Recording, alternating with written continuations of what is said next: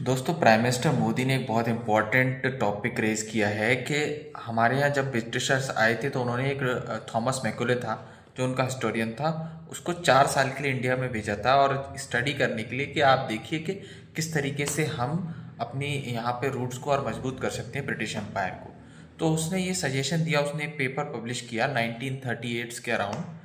Sorry 1838 के around, कि हमें यहाँ पर ऐसी एक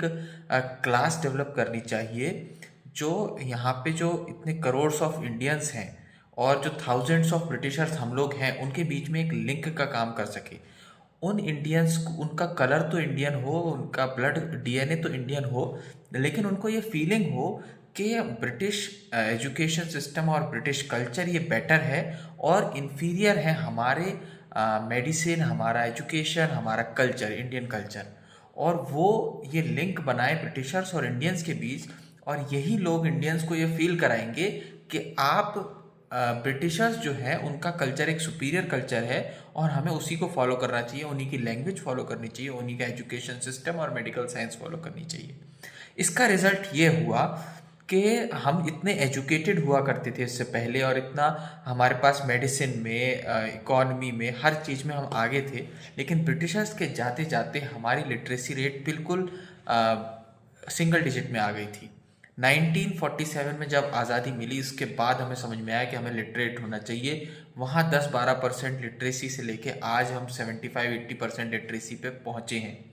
लेकिन इसका मेन रीज़न ये था कि ब्रिटिशर्स ने इस बात को समझा कि किस तरीके से ये कल्चरल शिफ्ट किया जाए, जहाँ पर ये माइंडसेट हो कि इंडिया के जो डोमेस्टिक चीज़ें हैं वो सब गलत हैं और ब्रिटिशर्स की एजुकेशन और लैंग्वेज सब कुछ अच्छी है। अब पीएम मोदी ने इसी पर फोकस किया है कि अब अगले 10 सालों के लिए हम ऐसा प्लान बनाएंगे